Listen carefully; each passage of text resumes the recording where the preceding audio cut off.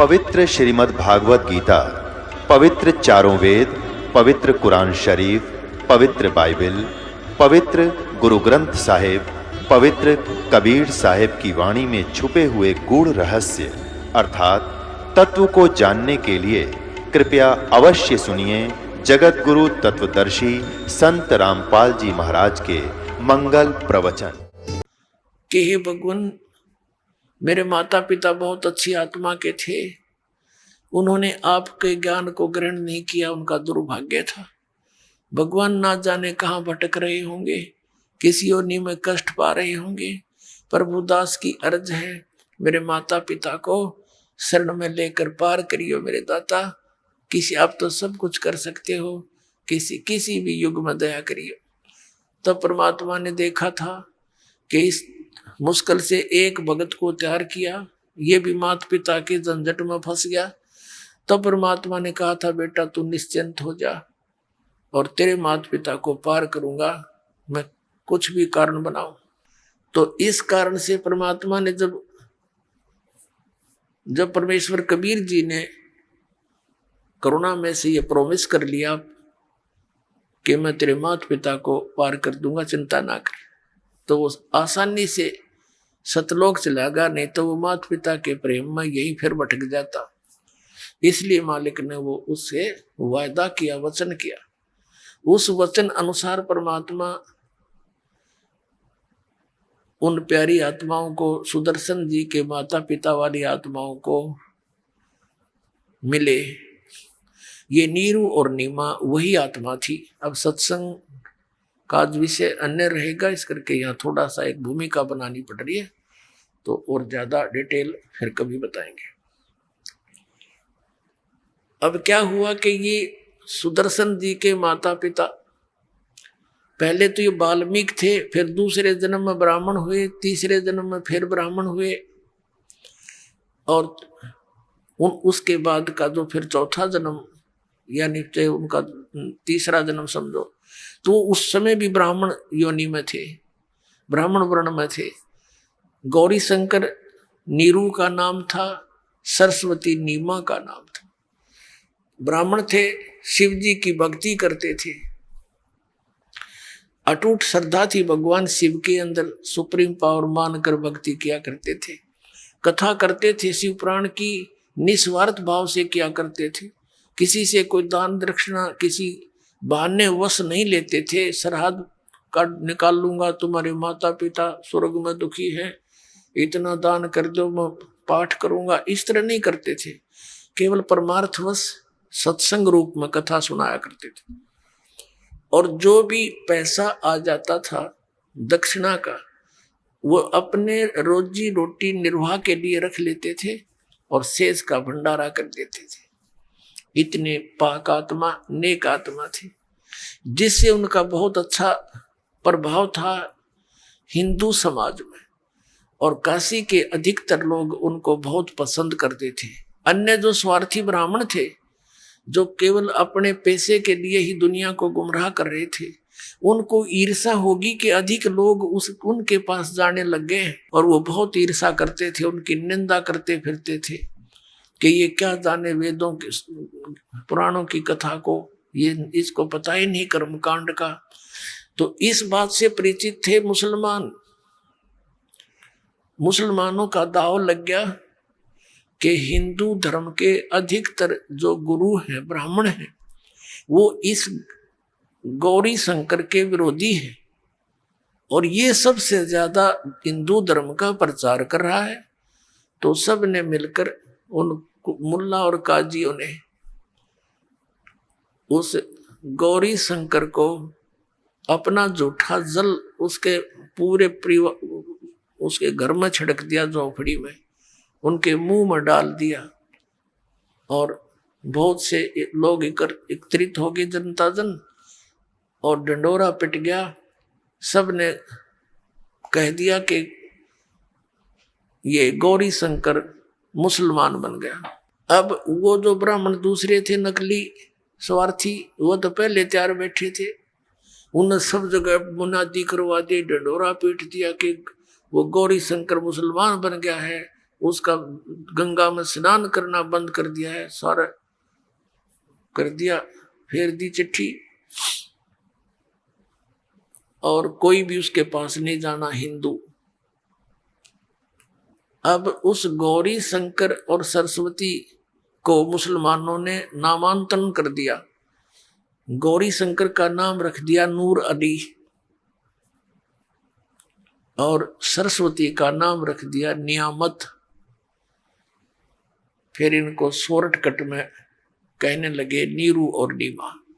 अब इनके समक्ष निर्वाह की समस्या आ गई। पहले तो पूजा से जो आता था धन, उससे निर्वाह चल रहा था। अब इनके पास पैसा नहीं था।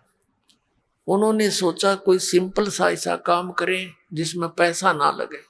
तो कपड़ा बुनने का जो वो स्ट्रक्चर तैयार किया जाता था, उसमें 5-4 डंडे से गाड़ने होते थे, बस 5-7 जगह, और उसमें बैठ के वो ऐसे तार पूर के और कपड़ा बुनते थे। जुल्हाई का कार्य करने लगे। कहने का भाव ये है कि वो जुल्हाई का कार्य करने से जुल्हा कहलाए, और उनकी आयु लगभग 50 और 55 के आसपास हो चुकी थी। 60 वर्ष के आसपास हो गए थे, उनका कोई संतान नहीं थी। अपनात्मा जिसको कोई वस्तु की अभाव हो, वस्तु का अभाव हो, तो वो समय पास कर लेता है, अपना व्यतीत कर लेता है, कोई दिक्कत नहीं, संतोष कर लेता है, सब्र कर लेता है। लेकिन ये जनता जन कुछ एक व्यक्ति स्वभाववश जाते हैं और वो टोका टाकी करे बिना रहा नहीं करते। तो जैसे कोई माई शाम को उनको मिली, किसको, नीमा को, और कहा, जिक्र चल गया, हे भगवान, परमात्मा ने आपको एक बच्चा तो देना ही था, आपका टाइम पास हो जाता, बुढ़ापे में आपकी कौन उंगली पकड़ेगा, बहुत समय खराब आएगा बुढ़ापे का। तो ऐसे वो तो इंजेक्शन लाकर चली गई या चर्चा करके। अब नीमा को रात ने नींद आई नहीं और यही विचार करती रही। सुबह अब वो क्या करते थे कि गंगा के अंदर स्नान करना बंद कर दिया था इन ब्राह्मणों ने, नीरू और नीमा का। तो वो क्या करते थे, उस लहर तारा तालाब के अंदर प्रतिदिन स्नानार्थ जाया करते थे, और उस लहर तारा के तालाब के अंदर गंगा दरिया का जल पटरी पर से उछलकर लहरों के द्वारा ओवरफ्लो होकर के घाटों के माध्यम से एक बहुत बड़े सरोवर का रूप धारण कर लेता था, और फिर वो सारा वर्ष उसके अंदर पानी पर्याप्त रहता था।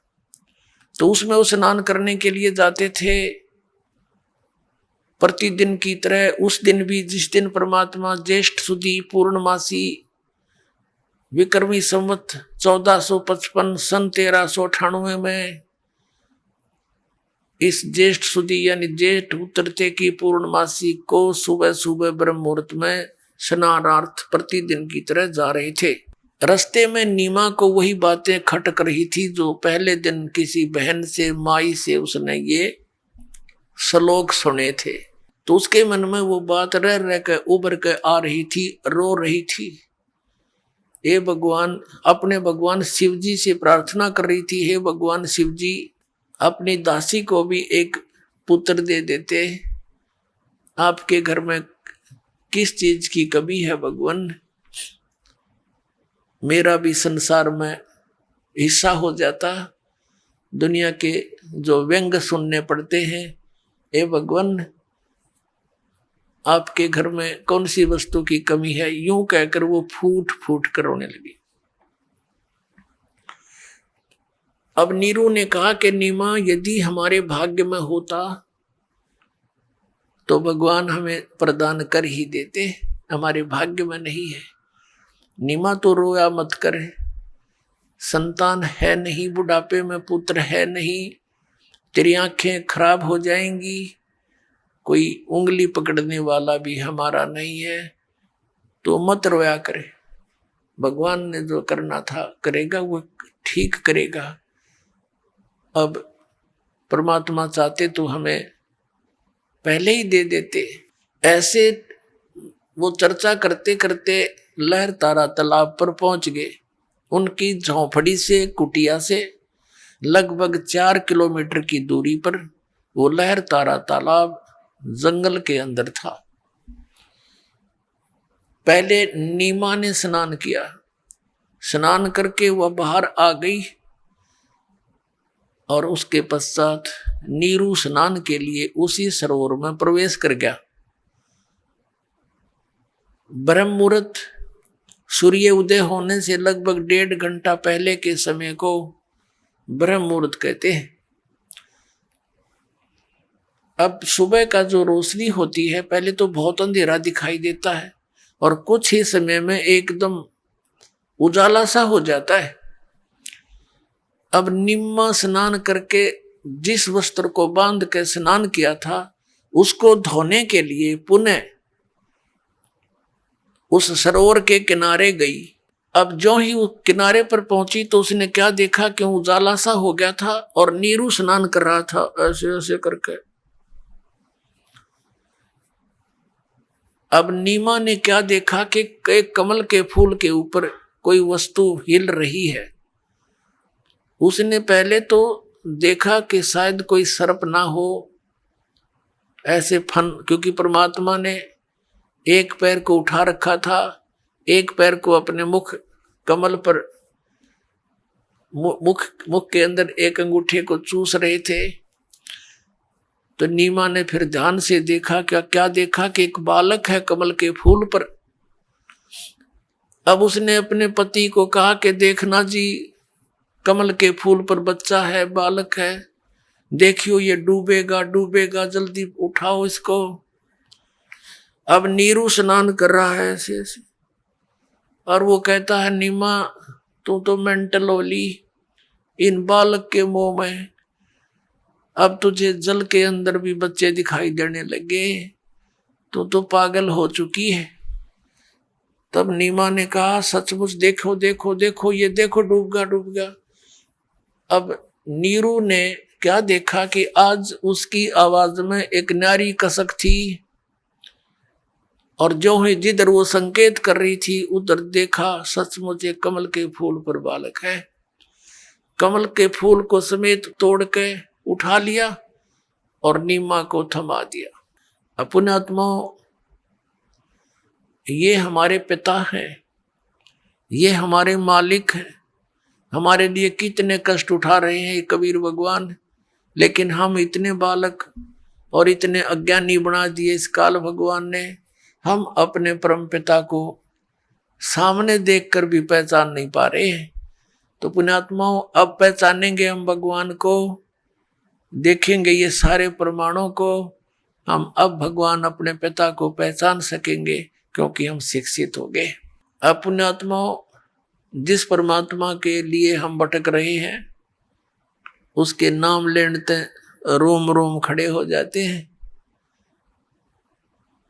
और वो परमात्मा जिस पुण्यात्मा की गोदी में बालक के समान हो तो उसको कैसा अनुभव हुआ होगा, कैसा सुख हुआ होगा,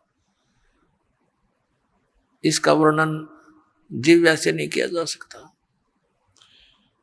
अब नीमा को वो बच्चा मिला, परमात्मा सीने से लगा रही है, सौ शुक्र अपने भगवान शिव के मना रही है, बालक को के प्यार करती है, मुख चूम चूम के सीने से लगा रही है और सौ शुक्र मना रही है अपने शंकर भगवान का। अपने आत्माओं, इन भगवाना के 9 नंबर बने गए। अब शिव जी का इसमें कोई रोल नहीं, स्वयं परमात्मा आए हुए और वो 9 सोच रही मेरे शंकर भगवान ने बालक दे दिया। ये पहला शंकर भगवान 60 साल तो तेरे साथ न था, जो जब ना दिया तेरे तई कुछ भी, तो इतनी बुद्धि मेरा काम करती को ना। जगत का पेखना पेख्या, धनी का नाम न लेखा। जगत का पेखना पेख्या, धनी का नाम न लेखा। कि हम एक दूसरे को नो कहें वो उसने नो कर दिया, उसने नो कर दिया। करने वाला जो मालिक है उसका किधर जिक्र भी नहीं। अब उधर से नीरू तो स्नान करने फिर लग गया और नीमा परमात्मा का उस बालक रूप में आनंद विभोर होगी, बहुत शुक्र, इतनी खुशी कोई ठिकाना नहीं। अब नीरू स्नान करके बाहर आ गया। अब उसने के विचार लाया कि पहले तो हम हिंदू से मुसलमान बना दिए, हिंदुओं से हमारा लिंक नहीं, मुसलमानों में अभी जगह इतनी बनी नहीं कि हमारा कोई साथी हो जाए, और हम इस बालक को घर लेकर जाएंगे तो लोग, जनता के लोग पूछेंगे तुम कहाँ से लाए हो। हम बताएंगे कि ये कमल के फूल पर मिला तो कोई नहीं माने। कमल के फूल पर बालक कैसे रुक सकता है। और क्या करेंगे, हमसे फिर मार मार कर पूछेंगे, उलिया बिगाड़ेंगे, बच्चा छीन लेंगे और हमें देश निकाला दे दिया जाएगा। सब विचार लगा करके अपनी पत्नी से कहा, नीमा से कि नीमा इस बच्चे को यही रखते, इसी में हमारी खैर है। सब बातों से परिचित बताया कराया कि हमारे साथ ऐसा ऐसा हो सकता है। अब नीमा ने कहा कि देखो जी, इस बालक के साथ मैं देश निकाला ले लूंगी, मैं सब दुख सहन कर लूंगी, पर इस बालक ने ना जाने मेरे ऊपर के जादू कर दिया। अब इसके बिना मैं जी नहीं सकती, मैं तो इसको घर लेकर चलूंगी। अब नीरू ने कहा कि नीमा, तूने मेरी शराफत का नाजायज फायदा उठाया है। मैं तेरे से तेरी प्रत्येक बात का मैं समर्थन करता रहा आज तक, क्योंकि हमारा कोई संतान नहीं थी और जो भी तू कहती थी मैं सब स्वीकार करता था, इसलिए कि कहीं इसकी आत्मा दुखी ना हो जाए। पहले बहुत दुखी है बच्चे के अभाव में, और जिस कारण से तू इतनी हट्ठी हो गई है कि आज मेरी एक भी बात नहीं मान रही है, और रख दे इस बालक को, नहीं तो मैं तेरे थप्पड़ मारूंगा। ऐसा कह के ऐसा हाथ किया ही था। परमात्मा बोले, पहली बार अपनी पत्नी की तरफ हाथ किया था उस पुण्यात्मा ने। उसी समय वो नवजात शिशु के रूप में नीमा की गोद में परमात्मा कबीर देव जी, कबीर साहब ने कहा कि नीरू अपने घर ले चलो, तुम्हें कोई आपत्ति नहीं आवेगी, मैं तुम्हारे लिए आया हूं। अब वो घबरा गया कि नवजात बालक बोल रहे, ये भगवान ना मेरा कोई सिद्ध पुरुष आ गया हो, कोई फरिश्ता हो, कोई भूत प्रेत हो, डर गया हो। चुप करके आगे आगे हो लिया कि इस बालक में कि मैं बोलता हो कोई ऊपरी चीज, तो चल पड़ा, घर ले आए। अब जनता के व्यक्ति ये तब पूछे कहाँ मिला, कि बता दे नीमा के, नीमा कह दे कि ऐसे ऐसे कमल के फूल पर मिला हमें। तो इसका तो कोई ऑब्जेक्शन किसी ने करा नहीं, अपनी अटकल लाते रहे, कमल के फूल पर तो कहाँ होगा, कहीं कोई छोड़ गया होगा, ऐसे कर गया होगा, जैसे उनकी एक जीव बुद्धि की सोच थी। लेकिन फिर भी उस परमात्मा की सुंदर मूर्त को देखकर, उनके जो सुंदरता को देखकर अपनी अपनी अटकल लगा रहे हैं। कोई कहता ये तो विष्णु जैसा दिखाई देता है, जैसे साक्षात भगवान विष्णु ही आए हो। कोई कहता है तो शंकर भगवान का रूप है, कोई कहे तो इंद्र का स्वरूप है, कोई कहे कुबेर उतर गया पृथ्वी पर। इतना सुंदर बालक कदे देखा ना सुना। अपनात्मा, आपको परमात्मा कबीर जी के विषय में आदरणीय गरीबदास साहिब जी ने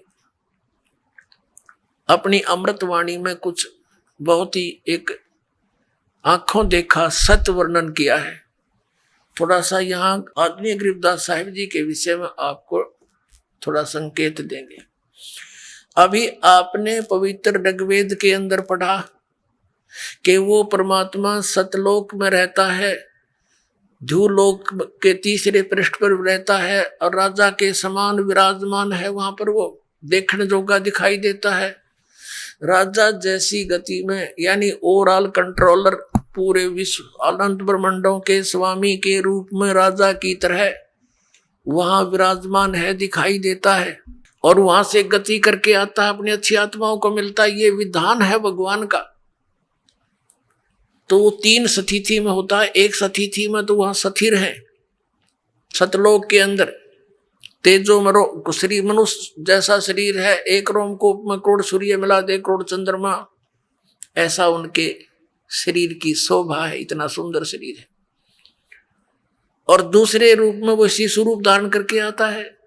और तीसरी सतिथि में एक साधु संत का रूप बना के जब चाहे किसी पुण्यात्मा को जाकर मिलते हैं, उनको ज्ञान सुनाते हैं, अपने सचखंड सतलोक को दिखाकर वापस छोड़ देते हैं, ताकि आने वाले समय में ये हमारे गवाह बन जाए, एफिडेविट दे कि कबीर इज गॉड। ऐसे ही सन 1518 में परमात्मा कबीर देव जी सह शरीर चले गए थे सचखंड में, सतलोक में, हजारों व्यक्तियों के सामने। और फिर सन 1727 में लगभग 210 वर्ष के बाद, लगभग 200 वर्ष के बाद वो परमात्मा सचखंड से चलकर आए और गांव छुडानी, जिला झज्जर,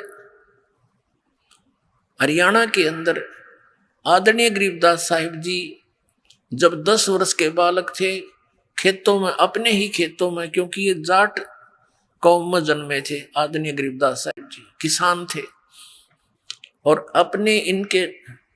अपनी ही बहुत सी गव्वें होती थी, साथ में कुछ किराए के पाली और कुछ गांव वाले वैसे अपने इकट्ठे सामूहिक गौवें रखते थे, चराते थे। तो जंगल में गऊ चरा रहे थे। फाल्गुन सुदी द्वादशी के दिन के लगभग 10 बजे सतलोक से चलकर परमात्मा आए, एक साधु रूप, जिंदा बाबा का रूप बनाकर, और वहां जांडी के पेड़ के नीचे सभी ग्वाले यानी पाली आहार कर रहे थे। गौवें चर रही थी आसपास, खेत, लंबे चौड़े खेत थे उनके। परमात्मा एक साधु रूप में उसके साथ से आते हुए नजर आए। वह रास्ता था साथ के कबलाना गांव से छुडानी गांव की तरफ पैदल जाने का रास्ता, पैदल एक प्यादा था। जब परमात्मा साधु रूप में उन बच्चों के पास, पालियों के पास आए, जांडी के पेड़ के निकट, तो उसमें अतिथि सेवा बहुत किया करते थे। पालियों ने कहा, महाराज जी राम राम। परमात्मा ने कहा, भाई राम राम। महाराज जी आ जाओ, भोजन पा लो, भोजन खा लो। परमात्मा ने कहा, भी भोजन तो मैं खा के आया हूं अपने गांव से। आपका गांव कहाँ है? पालियों ने पूछा। कितनी दूर है यहाँ से? आपके गांव का नाम क्या है? तो परमात्मा ने बताया, मेरे गांव का नाम सतलोक है और यहां से वो 16 शंख कोश की दूरी पर है।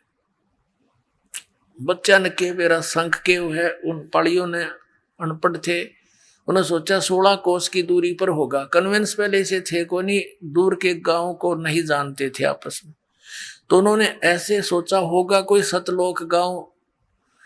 कहा कि महाराज जी भोजन नहीं खाते तो दूध तो पीना पड़ेगा, हम अतिथि को ऐसे जाने नहीं देते। परमात्मा ने कहा, बे मैं कवारी गाय का दूध पीता हूं और दूध पिलाना है तो पिला दो, बैठ गए। तो वो पाली कहने लगे, बाबा जी तेरा दूध पीने की नीत को नहीं, तेरी मजाक करते हो आप, कंवारी गाय कभी दूध देती है? परमात्मा ने कहा, भाई देख लो, दूध पिलाना है तो पी लूंगा, पर पिया करो कंवारी गाय का। अब गरीबदास जी 10 वर्ष के बालक थे, उठ कर गए। उनकी एक प्रिय बछिया थी, कंवारी गाय, जाके संग बैल नहीं लागा, यानी कंवारी। उस बछिया को गले से पकड़कर रस्सी ले आए और कहा, महाराज जी देखियो, इसके बच्चा तो है नहीं, दूध कैसे देगी ये? परमेश्वर कबीर देव जी ने कहा कि तुम्हारे पास कोई पात्र है, छोटा सा पात्र हो जिसमें दूध देव निकालेंगे। उन्होंने बताया, जी एक छोटा सा बर्तन है मिट्टी का, छोटा मटका, जिसमें 5-7 किलो दूध आ जाता है। कोई तरल पदार्थ पानी वगैरह आता था, वो लस्सी लाते थे उसमें, वो साफ करके इधर रखा था, साफ कर लिया जैसे भी। तो कहा कि इस बर्तन को इसके सतन के नीचे लेकर बैठो। गरीबदास जी बैठ गए पकड़ के। 10 वर्ष के बालक परमात्मा कबीर देव जी ने जिंदा महात्मा के रूप में खड़े थे, उस बछिया की कमर पे आशीर्वाद भरा हाथ यानी थपकी मार दी, ऐसे लंबे लंबे सतन हो गए और दूध की धार चल पड़ी।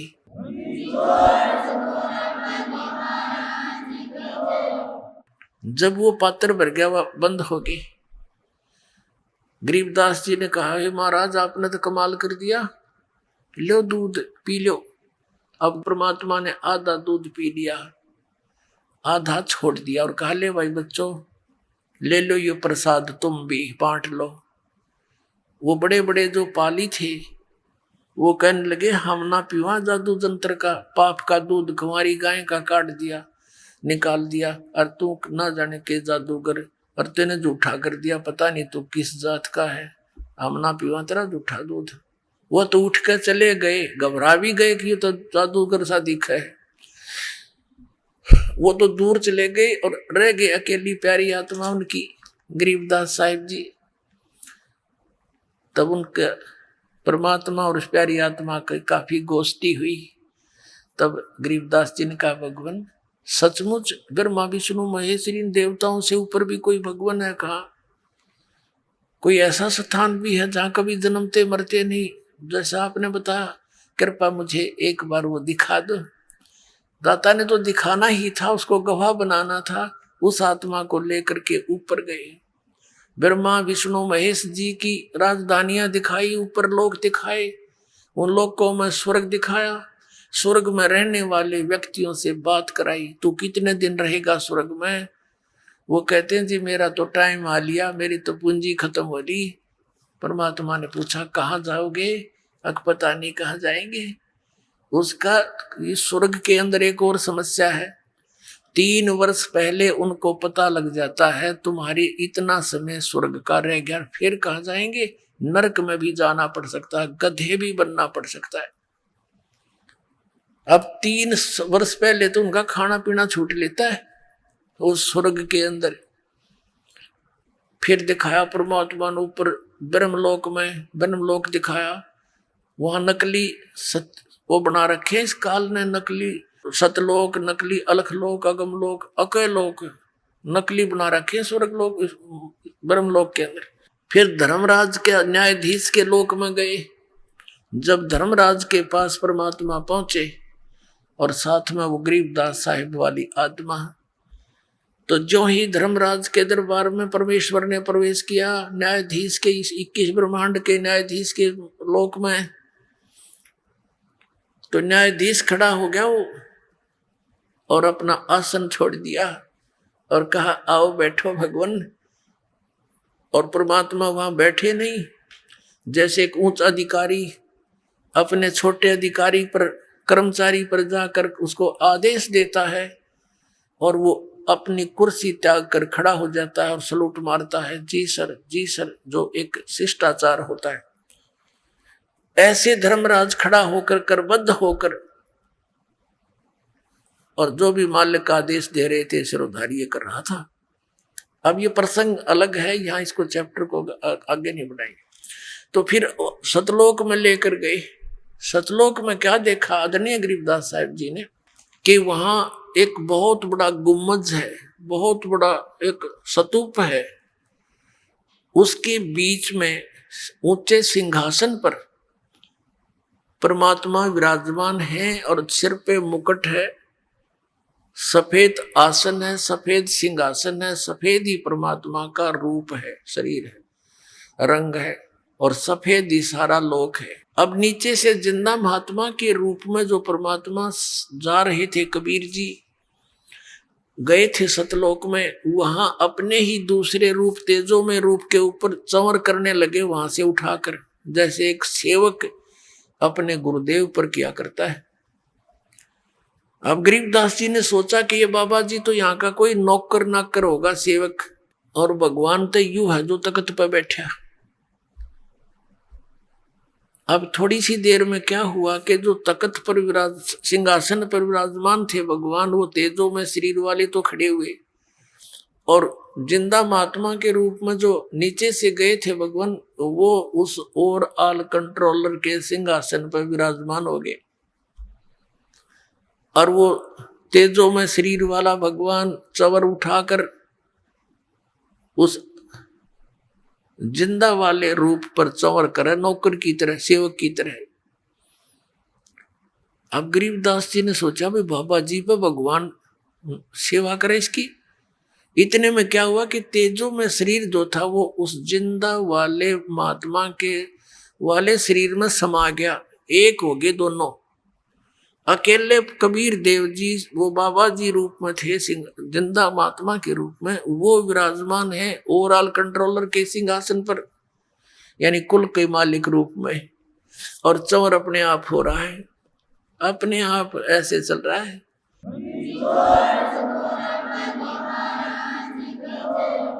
तब परमात्मा ने कहा कि गरीबदास यहां थे तुम पहले, देखो ये तुम्हारे मकान खाली पड़े हैं, पूरे बड़े लंबे चौड़े फ्लैट के फ्लैट, अर्जा फंसे वहां काल के लोक में। सारी डिटेल बताई, सृष्टि रचना सुनाई। तब गरीबदास साहिब ने कहा भगवान मुझे यही रख लो भगवान, वो तो गंदा लोक है, हे भगवान कैसे जाऊं अब उस लोक में, इस लोक को देख कर वहां कैसे जाऊं भगवान। वो तो ऐसे रह रहे हैं जैसे कीड़े मकोड़े हुआ करते, यहाँ स्वर्ग तक के प्राणी भी महादुखी भगवान, मुझे यही रख लो मेरे मालिक। परमात्मा ने कहा कबीर जी ने कि नहीं बेटा, तुम यहां से जब गए भक्ति से परिपूर्ण थे, और वहां जाकर तुम्हारी बैटरी डाउन होगी सारे की। ये तो मैं अपनी शक्ति से तुझे यहां लाया हूं। अब तुम वापस जाओ, आपके भाई बहन काल के जाल में फंसे हुए हैं, उनको ये ज्ञान समझाओ जो तूने आंखों देखा, या सच्ची साच बताओ। और बेटा मैं तेरे साथ रहूंगा और तुझे सतनाम दूंगा।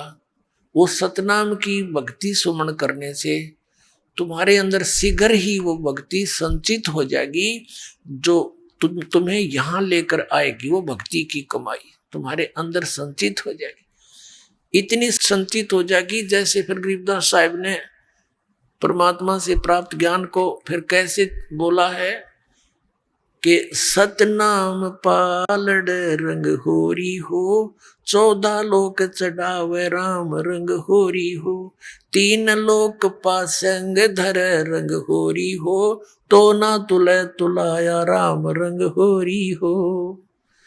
आदरणीय गरीबदास साहिब जी की वाणी में एक होरी नाम का अंग है। होरी माने होली, होली में खुशी मनाते हैं लोग। तो गरीबदास साहिब जी कहते हैं कि यह नकली होली हम नहीं अच्छी ना लगती, हम तो वो राम नाम की होली खेलेंगे भाई, जिसको हम रोज खेला करेंगे, एक दिन खेल कर हम संतुष्ट नहीं होते। तो क्या बताते हैं कि इस सतनाम के श्वास उस श्वास के द्वारा जो आपको दिया जाता 2 अक्षर का मंत्र, जिसमें एक ओम है एक तत् गुप्त है, जिसको सतनाम प्राप्त है उसको ज्ञान है। इसके एक श्वास उस श्वास का सिमरण आपको बताया जाता है विधि, जब नाम दिया जाता है तो एक श्वास का सिमरण आपकी वो कमाई डिपॉजिट होगी आपके गुड अकाउंट में, और वो इतनी वैल्यूएबल है, वो इतनी कीमती है कि यहाँ के 14 लोक, जैसे 7 नीचे के पताल और ऊपर ये शिव लोक, विष्णु लोक, ब्रह्मा का लोक, धर्मराज का लोक, दुर्गा का लोक, ब्रह्म का लोक, और ये जो दूसरे हैं गोलोक वगैरह, इन 14 लोकों को दूसरे पलड़े में रख दे और एक पलड़े में रख दे एक श्वास उस श्वास के सतनाम की कमाई, वो वैल्यू कीमत। और 3 लोक पासंग धरे, कौन से? पृथ्वी लोक, स्वर्ग, एक कॉमन स्वर्ग लोक है, स्वर्ग जो इंद्र वहां का शासक होता है, वो स्वर्ग लोक, ये पृथ्वी लोक, और नीचे का पाताल लोक। कहते इन 3 लोकों को ये तो इस सौदे में है ही नहीं, जैसे पहले एक देसी से एक सिंपल से तराजू होया करते थे, तखड़ी, एक डंडी बांध के उसके बीच में एक रस्सी बांध लेते, दोनों किनारों पर पलड़े लटका दिया करते थे। और कोई सौदा लेने के लिए व्यापारी आता था हमारे घरों पर, क्योंकि दास का जन्म एक जाट किसान परिवार में हुआ, तो बनिए लोग आते थे गेहूं कणक जैसे बाजरा ज्वार चने गुड़ शक्कर आदि लेने के लिए। तो हमारे पिताजी कहते थे, भाई लाला जी पहले तेरी ताखड़ी चेक करा, इसमें कोई एरर तो नहीं है, इसमें पासिंग तो नहीं है। तो वो दिखाता था, यदि उसमें कोई डिफेक्ट होता तो उसी जो कणक जैसे चने तोलने हैं, तो चनों की एक मुट्ठी भर के उसको बैलेंस करने के लिए एक पलड़े में जिसमें डिफेक्ट होता था उसमें डाल दिए जाते थे इतने चने, वो सेट हो जाता था, एररलेस हो जाती थी।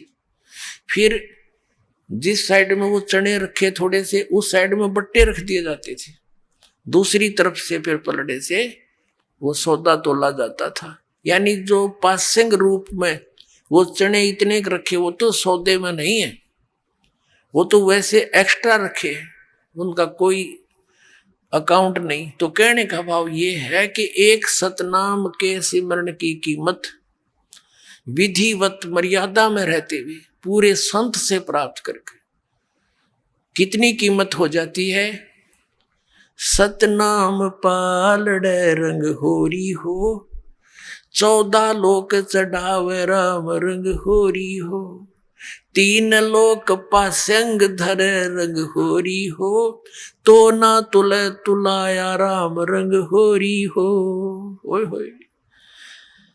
अब परमात्मा बताते हैं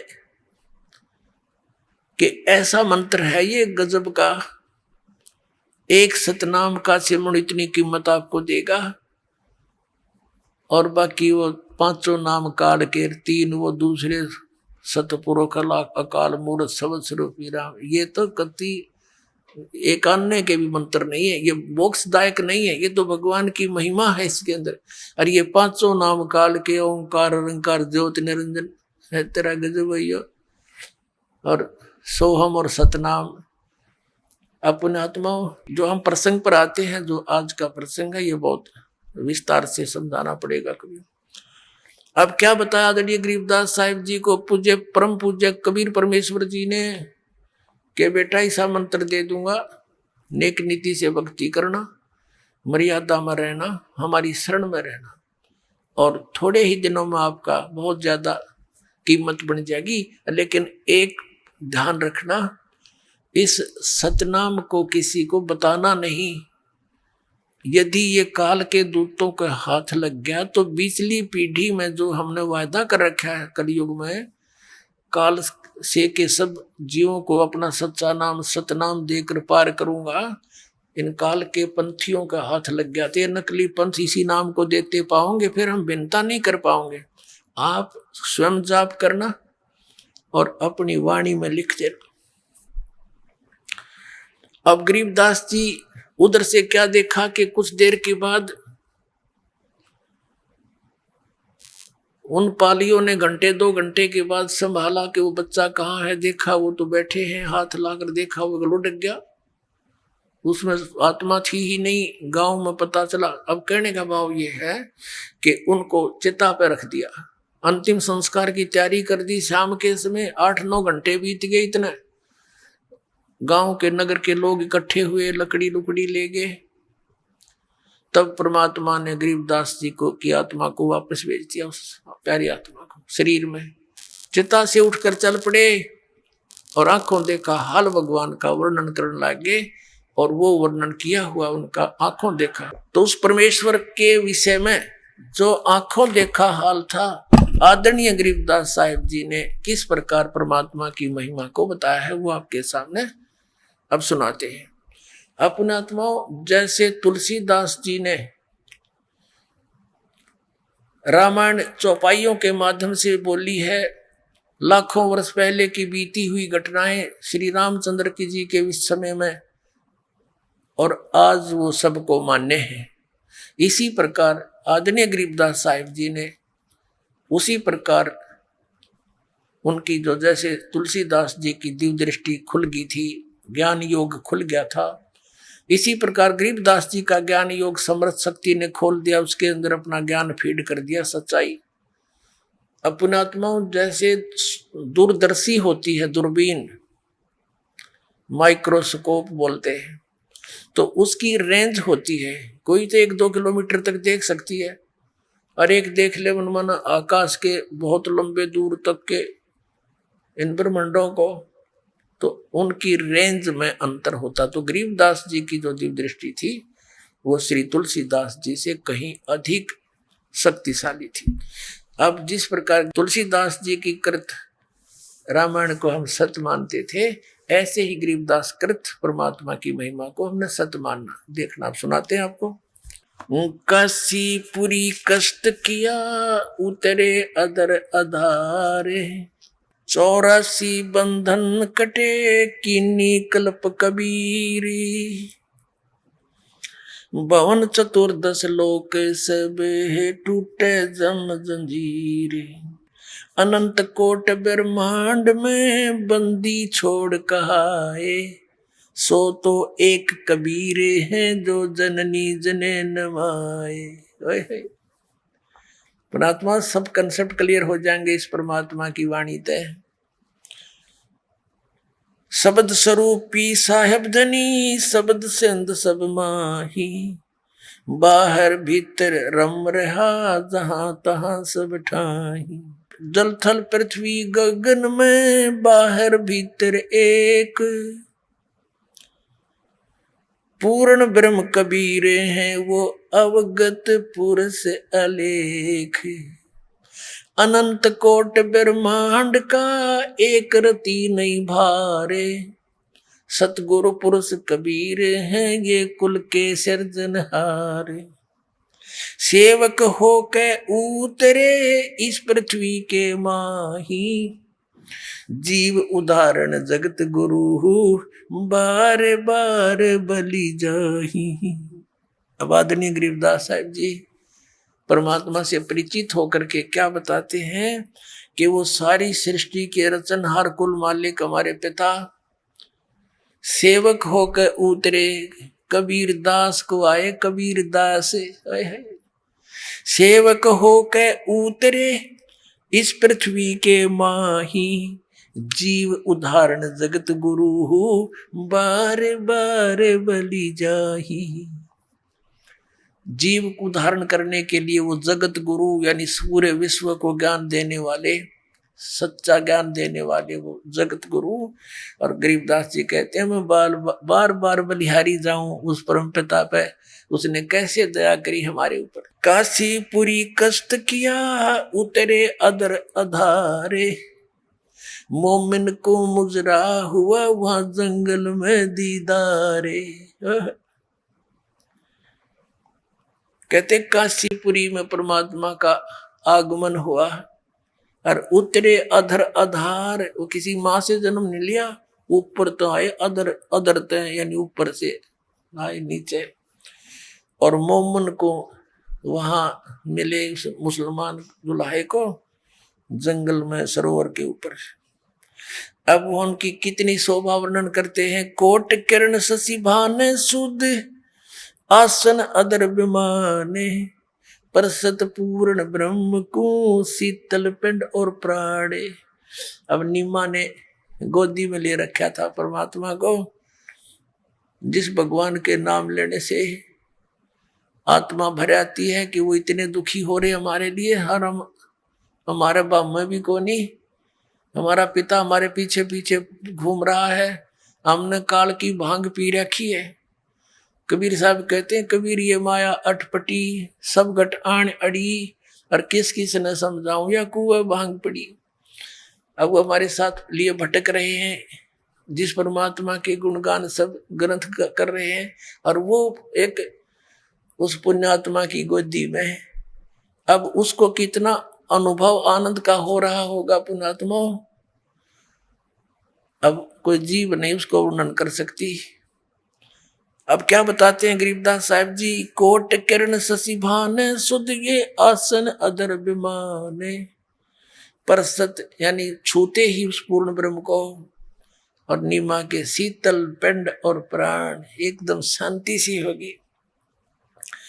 नीमा ने परमात्मा को कैसे प्यार किया, गोद लिया मुख चूम कर वो हेम रूप झलकनते, जगर मगर काया करे जैसे दमके पद्म अनंत।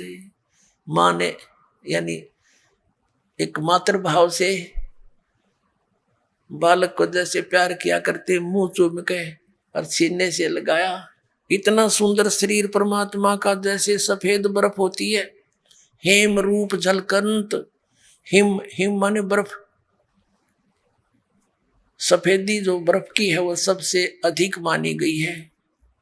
तो कहते हैं वो स्नो व्हाइट कलर था मालिक का, इतनी सुंदर सफेद शरीर था। अब क्या, जब घर पर लेकर आगे बालक को, तो परमात्मा को देखें और के बोले, आपस में एक दूसरे की डिस्कस करते हैं। काशी उमटी गुल भया ये मोमन का घर घेरे, कोई कहे ब्रह्मा विष्णु है, कोई कहे इंद्र कुबेरे। के सिंपल चाइल्ड नहीं है ये, एक साधारण सामान्य बालक नहीं है, इतना सुंदर ऐसा रूप इसका। तो कहते हैं काशी उमटी यानी उमड़ का आगे पूरी काशी के नगर राजा तक भी आगे वहां देखने के लिए। काशी उमटी गुल भया, सारा शोर माच गया। और मोमन का घर घेरे, चारों तरफ तो घेर लिया घर उनका देखने के लिए, टोल के टोल गीत गाते औरतें।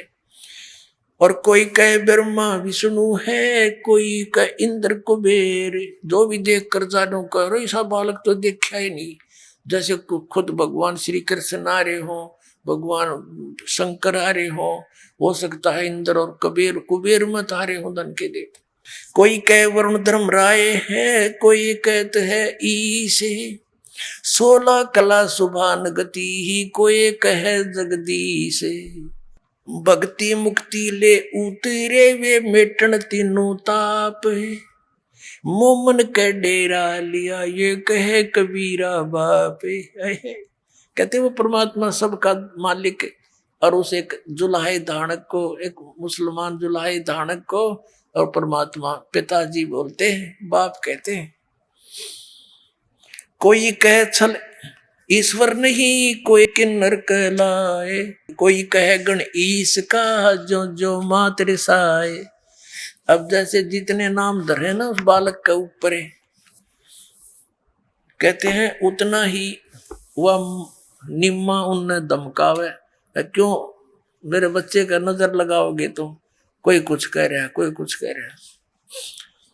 खलक मुल्क देखण गया वहां राजा प्रजारीत, जम्बू दीप जिहाने में वो उतरे शब्द अतीत। दुनी कहे यू देव है, ये देव कहते हैं ईश, ईश कहे ये पार ब्रह्म है पूर्ण विश्व बीश। अपने आत्माओं, अब क्या बताते हैं जो दास आपको वेदों और इस सत्य कथा से पढ़कर आपको प्रमाणित करना चाहता है कि कौन भगवान है, कहाँ प्रमाण है। एक तो आंखों देखा प्रमाण, ये एफिडेविट गरीबदास जी दे रहे, और फिर आपको वेदों में दिखाएगा दास, और फिर कबीर परमात्मा जी की लीला जो 600 वर्ष पहले आदरणीय धर्मदास जी ने लिखी थी अपने कर कमलों से, वो दिखाएगा। तो हम अपने भगवान को समझ लेंगे, पालेंगे। अब क्या बताया है, दूध न पीवे न अन्न बखे, न पलने झूलनते, अदर अमान ध्यान में ये कमल कला फूलनते। अब क्या बताते हैं कि 25 दिन के हो गए भगवान कबीर साहब, यानी एक लीला में शरीर में, और ना कुछ अन्न खावे ना कोई दूध पीवे, और स्वस्थ ऐसे जैसे रोज 1 किलो दूध पीता हो बालक, इतना स्वस्थ शरीर, और जैसे कमल की तरह कहते हैं एकदम शरीर बढ़ता दिखा उनका। कमल का एक नेचर होता है, स्वभाव है।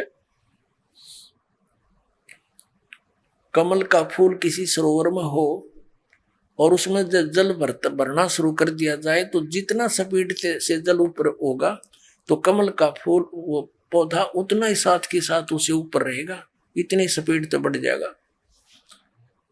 तो यहाँ क्या बताना चाहते हैं, उससे तुलना कर रहे हैं आदरणीय गरीबदास साहब जी की। स्वस्थ तो ऐसा दिखे जैसे रोज किलो दूध पीता हो बालक, लेकिन खा पी कुछ नहीं रहे थे। तो नीमा को चिंता हुई, रोने लगी बुरी तरह के, ये बालक मरेगा, कुछ खाता पीता नहीं, अब तो ये कुछ ही समय घंटों का ही मेहमान है। बहुत बुरी तरह विलाप कर रही थी, बहुत बुरी तरह विलाप करने लगी। अब परमात्मा कहते हैं, करे करावे साइया मन में लहर उठा। आइए अब हम उन श्रद्धालुओं के अनुभव जानते हैं जो जगत गुरु तत्वदर्शी संत रामपाल जी महाराज जी से दीक्षा प्राप्त कर चुके हैं तथा उनके द्वारा बताए गए भक्ति मार्ग पर चल रहे हैं। नमस्कार सर। सर क्या नाम है आपका? ओम प्रकाश दास जी। सर संत रामपाल जी महाराज से नाम दीक्षा आपने कब ली?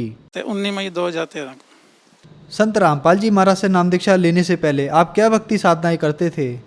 2008 से 10 तक कुमार स्वामी जी से जुड़े रहे जी। वो यही मंत्र, बीज मंत्र देते थे जी। तो फिर आप संत रामपाल जी महाराज की शरण में कैसे आए? हम जो है जी कुमार स्वामी जी के पास कुछ अपने आप को ठगा सा मालूम कर रहे थे।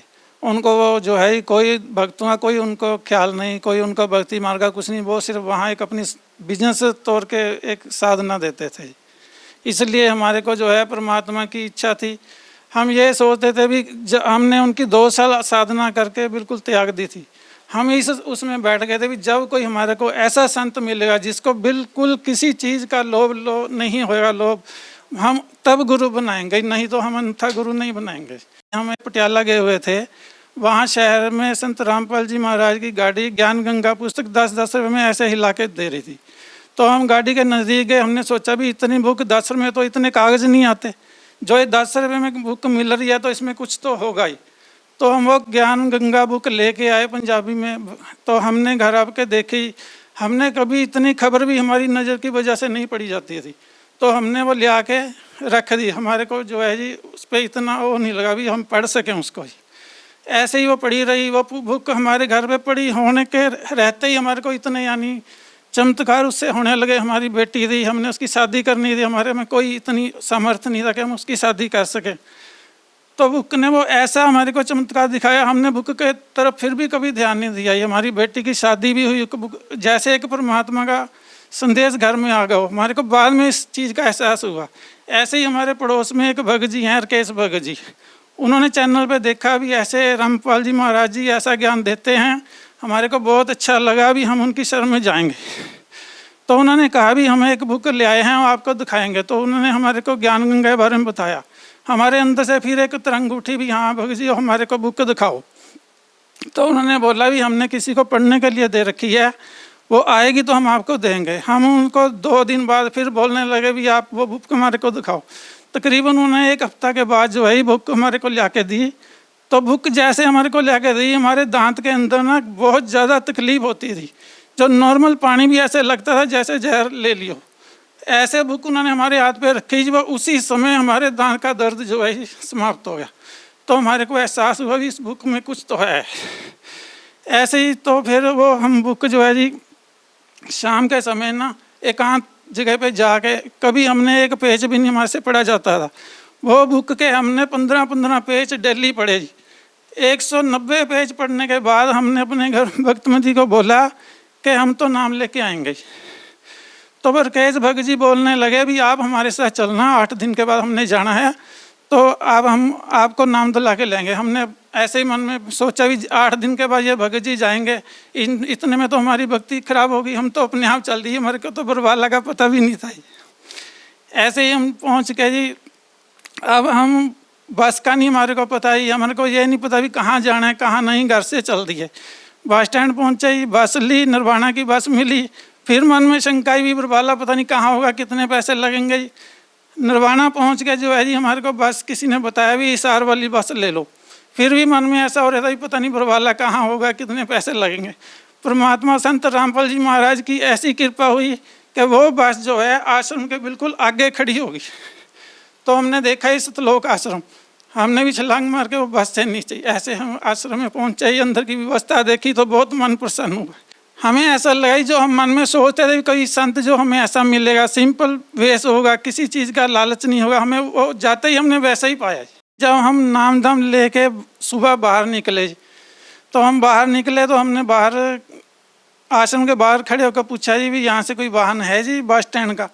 वो कह रहे जी बैठो, महाराज की गाड़ी खड़ी है जी। मैंने कहा भी लेते होंगे, पैसे लेते होंगे। मैं बैठ गया ही, उन्होंने मेरे को बस स्टैंड उतारा ही, कोई पैसा नहीं मेरे से लिया ही। मेरा मन यानी बहुत प्रसन्न हुआ भी ऐसी व्यवस्था देख के। फिर बस स्टैंड पे तो मैं भाई साहब वहाँ खड़ा रहा, 1-1.5 घंटा खड़ा रहा, मेरे को कोई पटियाला की बस नहीं मिली। तो मैं खड़ा वहाँ ये सोच रहा हूँ कि ये कैसा शहर है कि मेरे को तो यहाँ बस भी नहीं है पटियाले की। ऐसा मेरे मन में चला ही था ही। सामने से एक बहुत बड़ी गाड़ी आके मेरे आगे खड़ी, वो मेरे आगे गाड़ी आके खड़ी, मेरे को बोलते हैं ये चंडीगढ़ जाओगे? मैंने उनको बोला भी अम्बाला ले जाओ, के अंदर बैठू।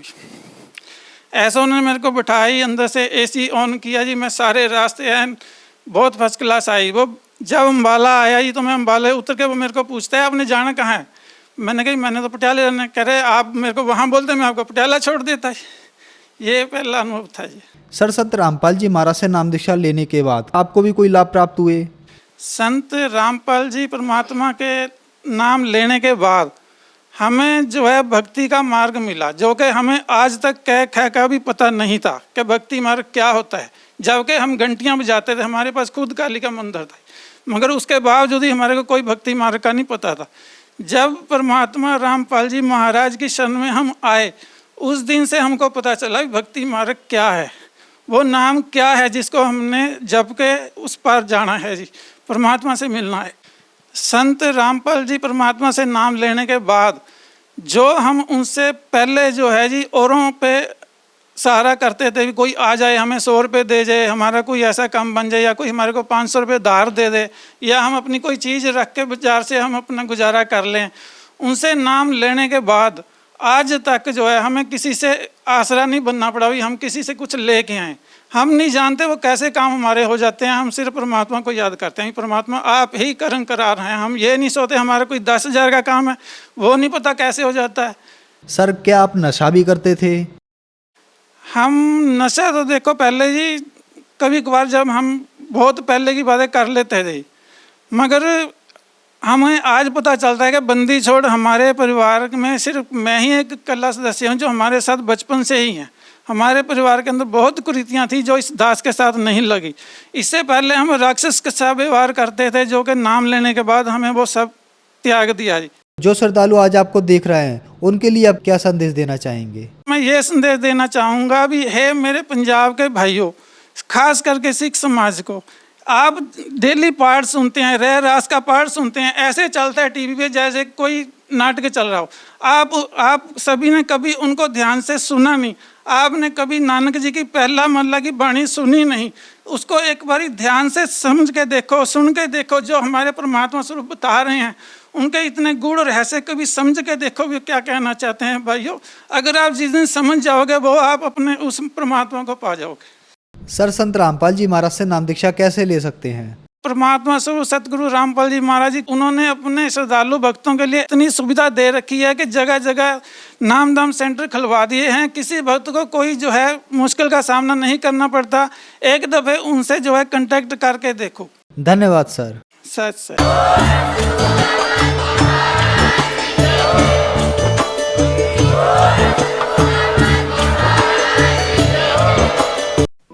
आप सुन रहे थे जगत गुरु तत्वदर्शी संत रामपाल जी महाराज के मंगल प्रवचन। अधिक जानकारी के लिए संपर्क करें।